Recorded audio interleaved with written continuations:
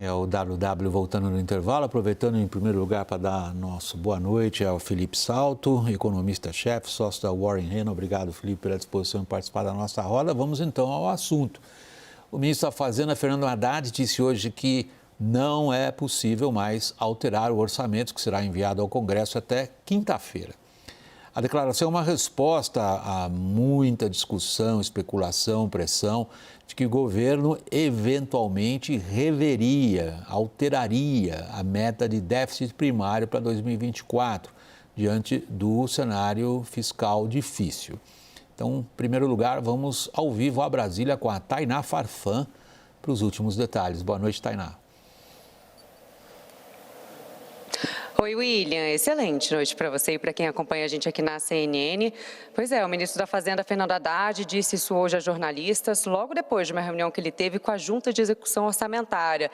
E confirmou, então, que vai enviar o orçamento para o Congresso Nacional com essa previsão de déficit zero. Então, essa meta de zerar o rombo nas contas públicas, com uma variação aí de 0,25% para mais ou para menos em 2024, ela já está prevista ali na LDO, na Lei de Diretrizes Orçamentárias, que já foi enviado ao Congresso Nacional.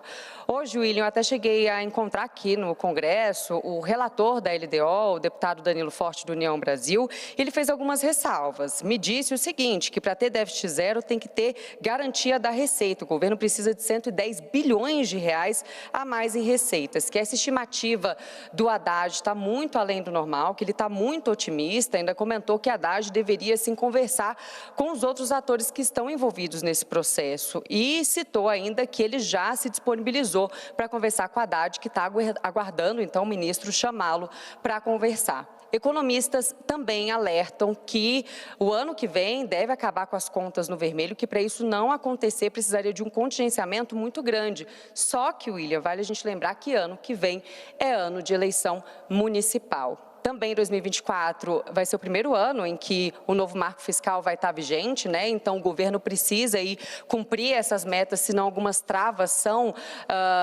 ativadas automaticamente para o ano seguinte. Esse orçamento precisa chegar aqui no Congresso Nacional até essa quinta-feira, dia 31 de agosto, e a Haddad deixou muito claro que esse orçamento já está pronto aí há 2 semanas e que não vai mudar a rota daqui para quinta-feira, não. Então é isso, William, eu volto com você no estúdio. Obrigado, Tainá. Boa noite para você aí em Brasília. Felipe Salto, há uma espécie de consenso de que a missão é o Haddad no seu momento Tom Cruise de Missão Impossível. Ele consegue, como Tom Cruise, ao final dos seus filmes, cumprir a Missão Impossível?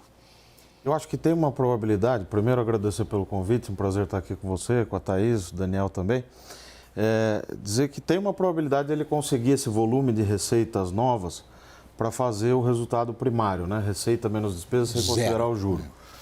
E zerar esse déficit primário no ano que vem. Mas é baixa hoje essa probabilidade. Lá na Warren, a gente projeta um déficit para o ano que vem de 0,9% do PIB. A meta é zero, mas tem uma banda ali, uma lambuja de 0,25% do PIB. Quer dizer, você precisaria, pela nossa conta, que já considera 50 bi de receitas extraordinárias, de mais uns 70 bi, pelo menos. Bom, então... Você está falando de 120. Pois é, mas aí como é que resolve isso? O que as pessoas não estão parando para pensar é que o arcabouço ele já prevê essa situação. Diferentemente da lógica da Lei de Responsabilidade Fiscal, aquela lá de 2000, o arcabouço ele permite romper a meta de primário, só que aí acionam-se 2 gatilhos. Ele aperta o limite de gasto, mas esse limite é frouxo, mas tem essa sanção. Antes não existia isso. Antes você era proibido de romper a meta de primário. E a outra é um conjunto de gatilhos, né, de medidas, lá do artigo 167A da Constituição, para travar o crescimento da despesa. Então não pode dar reajuste, não pode fazer concurso. Então o teste do Haddad não é se vai cumprir ou não a meta, a meu ver, é se ele vai conseguir manter o arcabouço de pé, mesmo na ausência de receitas novas. Vamos pegar esse aspecto então.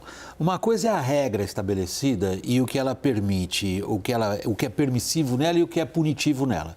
A outra é tentar entender num primeiro momento, Felipe, por que a Receita não chega ao que ele pretende que chegue? Essa é a questão fundamental, porque nós estamos tendo um crescimento da economia maior do que os economistas projetavam, né? Eu brinco que economista ganha o diploma quando se forma, mas não vem junto a bola de cristal. Então, a gente erra muito, né?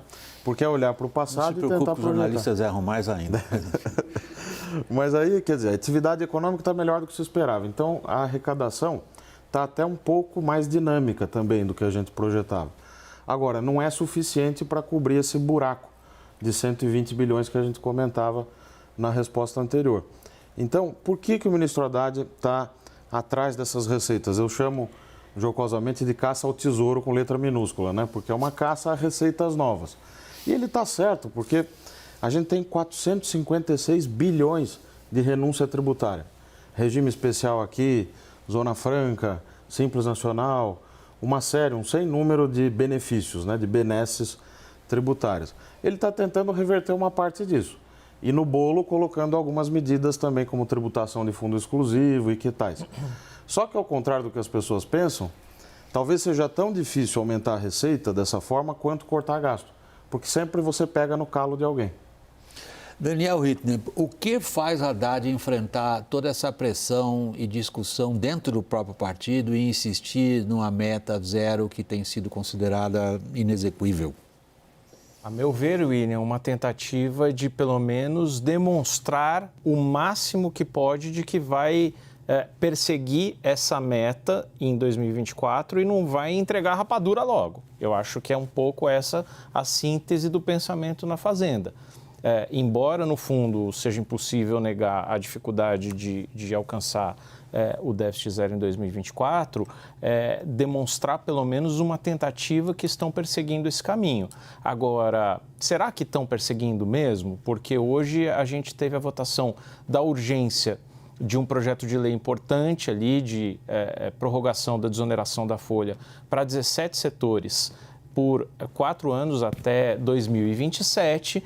E me dizia a relatora do projeto, a deputada Anne Ortiz, do Cidadania do Rio Grande do Sul, que não foi contactada em nenhum momento pelo Palácio do Planalto, pela equipe econômica, no sentido de frear um jabuti que já foi aprovado no Senado, com um impacto ali de em torno de 10 bilhões, talvez o Felipe Salto tenha outro cálculo, mas dizia-se ali um impacto de 10 bilhões de reais, porque dava desoneração da folha também para municípios com menos de 142 mil habitantes, um corte que não se sabe de onde veio. Isso foi aprovado no Senado. Agora, na Câmara, tem uma nova emenda jabuti, alheia ao assunto, de Omar Nascimento, líder do União Brasil, aquele mesmo que colocou muito jabuti na lei de privatização da Eletrobras, por exemplo, da qual ele era relator. Omar Nascimento quer estender esse benefício para todos os municípios do país. E me espantou a relatora do projeto dizer que em nenhum momento ali a equipe econômica foi apagar um incêndio. Então o projeto pode ser votado amanhã com um rombo muito maior do que os 10 bilhões inicialmente calculados e esse pepino vai ficar para o Senado porque o texto vai voltar para lá. Não, então isso não dialoga muito bem com esse esforço. É ótimo você ter mencionado isso, Daniel, porque você está apontando uma contradição básica. Só para resumir para o nosso público, aí o Felipe e a Thaís entram na conversa. Nós estamos falando do seguinte: estão aprovando a desoneração, a prorrogação da desoneração de 17 segmentos da economia privada. E aí se enfia ali também a desoneração do pagamento previdenciário de municípios. Não se sabe muito bem por qual critério. Isto é uma bomba. E o governo nada faz. Então o governo diz que quer zerar e ao mesmo tempo nada faz para evitar uma bomba, Thaís? Ficou um empurra-empurra lá em Brasília, William, de onde teria quem deixou a bola cair, né? Deixa que eu deixo a bola cair. Ficou um empurra-empurra sobre isso. Você vê que se a meta vai ser cumprida ou não, deixou de ser um problema, né? Assim, deixou de ser o maior dos problemas. O governo agora vai ter que lidar, ou pelo menos o Haddad tem que lidar sim com essa pressão absurda, né? Que tem fogo amigo, né, declarado, inclusive, de gente do PT, de dizer, olha, essa meta é irrealizável e tal, mas tem que lidar também com as bombas que vão surgindo, aquelas que ele aceita, que nascem do próprio gabinete do presidente Lula, como do salário mínimo que a gente tratou aqui, e aquelas que ele não olhou, como essa dos municípios. Frangou, como a gente fala nos futebolistas. Frangou. Então, se vai cumprir ou não a meta, até pela ressalva que o Felipe fez aqui, que já tem a trava. Se não cumprir a meta, tá ok. Pode não cumprir a meta, tem a trava. Então, cumprir ou não cumprir a meta, né, já deixou de ser um problema. O problema agora, a gente precisa voltar o olhar agora para dizer o seguinte: vai lidar como com os problemas? Porque cumprir a meta ou não assim, os efeitos disso é que são preocupantes. William, se você me permite, uma pergunta para o Felipe Salto, né? A gente está falando assim, como se pudesse descumprir a meta de resultado primário impunemente, mas graças à atuação do parlamento, que colocou algumas travas no arcabouço fiscal, você tem ali, por exemplo, um governo que quer dar reajuste a servidores, quer fazer muito concurso público e, se descumprir 2 anos seguidos, não pode fazer nada disso. Então, Felipe, isso não é um desincentivo, claro, para o governo descumprir meta fiscal? E você não teme, por acaso, que venha algum tipo de contabilidade criativa para demonstrar no papel que cumpriu meta de déficit zero, mas, na verdade, não cumpriu nada disso? Excelente pergunta, Daniel. Juntando o que Thaís e você falaram, eu vejo aí que o ministro Haddad está tentando fazer um trabalho e lutando com 2 inimigos, entre aspas. O Congresso quer gastar. O Congresso está farejando sangue e está indo para cima do governo para mudar a meta fiscal. Para quê? Porque ele está preocupado que vai romper o arcabouço? Nada disso. Ele quer aproveitar o ensejo para enfiar o pé na jaca. Vamos gastar mais, vamos aprovar a desoneração estendida, etc, etc. E o relator, infelizmente, embarcou nisso, como nós vimos aí na introdução que a Tainá fez. Agora, qual é o problema de você romper a meta? É exatamente endurecer o gasto. Então, o ministro Haddad sabe disso. Olha, se eu não conseguir as receitas, eu coloco goela abaixo, entre aspas, algum ajuste minimamente pelo lado da despesa. Ainda que seja defasado, ainda que os gatilhos não sejam tão duros, mas eu faço funcionar essa estrutura que eu mesmo concebi aqui no Ministério da Fazenda. Então, essa pressão para mudar a meta, ele precisa resistir até a última gota que ele tenha de sustentação. O que explica uma parte da nossa história, mas a segunda é a seguinte: como é que franga uma dessas? Aí é que é uma contradição desse governo, porque ele tem que conviver com as alas à esquerda. Quer dizer, o segundo inimigo é o próprio PT, né? Que tem ainda aquela ala que acha que o gasto gera crescimento econômico, que não está preocupado em fazer avaliação de política pública. Eu vejo lá a ministra Simone Tebet com secretários muito bons, por exemplo, o Sérgio Firpo, para fazer avaliação de política pública, professor do INSPER, com publicações internacionais, não consegue ter espaço.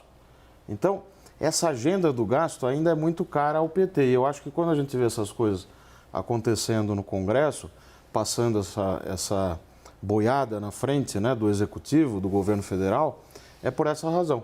Ele às vezes tem que ceder em algumas coisas. A questão é como sopesar isso, né, e não ceder demais. William, sabe o que eu ouvi hoje? Hoje rolou um barata-voa, né, porque teve reunião da Junta Orçamentária, em que tem Rui Costa, o próprio presidente Lula estava, a ministra Simone Tebet, a Esther Dweck e o Fernando Haddad. E a pauta da meta não estava na ata ali da reunião. Se teve ou não, não sei, mas os interlocutores ali da Fazenda dizem que saíram todos alinhados, né? Mas essa coisa correu e essa coisa parte desse fogo amigo, né? De que, olha, nós vamos revisar a meta na reunião da Junta Orçamentária. E hoje eu ouvi uma coisa muito interessante, né? Com todas as conversas, que diz o seguinte: olha, na Fazenda isso é um não assunto, no planejamento isso é um não assunto, zero, não existe esse assunto. Revisamento. Revisamento. Se acontecer, virá de outro lugar, virá de cima. Então, a ressalva está feita. Aí é uma batalha política. E o Haddad, se perder, perdeu politicamente. Virá de cima, quer dizer... Opa, Thaís. E Gleisi Hoffmann, que já foi considerada alter ego, ou talvez a pessoa que expressa ali no Congresso o verdadeiro desejo do presidente Lula, saiu hoje em defesa de um déficit primário no ano que vem, né? Quando a gente percebe esse fogo amigo e a gente considera a capacidade ou a margem de manobra, acho que essa é a expressão mais correta, do presidente Haddad, como é que você a caracteriza? Eu falei presidente Haddad, talvez 2026, né? Por enquanto o ministro da Fazenda. Excelente pergunta. Eu acho que o ministro está pisando em ovos, né? Porque ele precisa lidar com a ex-ministra Gleisi Hoffmann, presidente do partido do qual ele pertence, do presidente Lula. ele precisa negociar as medidas de ajuste. Ele teve uma vitória no primeiro semestre que o fortaleceu, porque o presidente Lula, ele gera esses ruídos e dá atenção para o PT, depois ele volta a dar atenção para a ala econômica. Mas na hora do vamos ver, quem é que está com o maior poder hoje? É o ministro Haddad. Enquanto Okay, isso essa ainda é a pergunta for verdade, de todo mundo. Enquanto isso ainda for verdade, eu acho que a gente pode ficar relativamente tranquilo. Ele vem vencendo algumas, né, Felipe? Ele venceu a da meta, venceu do arcabouço, a da meta de inflação, quer dizer, venceu do arcabouço, está vencendo essa da meta do déficit. Por enquanto, ele está vencendo e, pelo que eu ouvi hoje, recuo não vai haver. Se vier, não é dele. Daniel, me ocorre que a gente tem que voltar um pouquinho atrás na nossa conversa nesse segmento do programa, no que se refere à capacidade do Haddad tem de conseguir as receitas que ele prevê no orçamento. Isso vai depender em boa medida no Congresso. Aquelas matérias todas estão em que pé? Bom, o governo finalmente mandou medida provisória taxando os fundos exclusivos, o PL taxando os fundos offshore, e o sentimento que se tem, no início dessa semana eu conversava com pessoas próximas do Arthur Lira, e o sentimento é que há menos resistência do que antes, mas que a discussão deve se dar muito em torno das alíquotas que são praticadas, e aí o governo talvez tenha jogado um pouco para cima, calculando ali 45 bilhões até 2026, e consiga menos ali na negociação com o Congresso. O CARF está bem encaminhado, ali, dependendo da última votação, e você tem algumas medidas de regulamentação de decisões judiciais, né? Um tema que ganhou protagonismo nos últimos meses, que é o judiciário lidando com temas fiscais, tomando decisões muito favoráveis à União, e isso, aos poucos, vai sendo absorvido. Se vai gerar tantas receitas como o governo aguarda, aí são outros 500. Esse era o ponto. Você interferia nesse momento, Felipe? Gostaria de fazer um comentário. Eu acho que esse é o ponto do Daniel, é muito importante, porque a Receita Federal está na hora de começar a abrir a caixa preta, porque você começa a ter números saindo da boca do ministro, do secretário tal e qual. Vamos conseguir 46 bi. Aí aparece na exposição de motivos dessa medida provisória de hoje, 13 bi logo de cara com os fundos exclusivos. Mas cadê os dados? Quer dizer, onde é que estão as contas?